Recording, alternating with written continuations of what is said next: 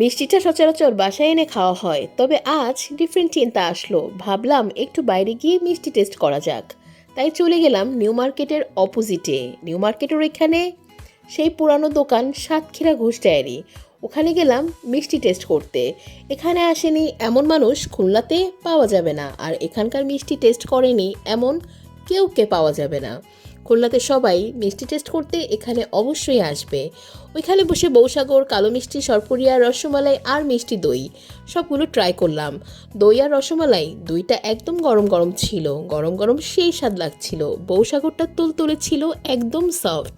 আপনারা কে কে এই মিষ্টিগুলো পছন্দ করেন অবশ্যই জানাবেন, এবং আপনাদের আমার মতো এরকম মিষ্টি কার কার ভালো লাগে। আমি কিন্তু অনেক সুইট লাভার, তো আপনারা কারা কারা সুইট লাভার আছেন অবশ্যই আমাকে জানাবেন।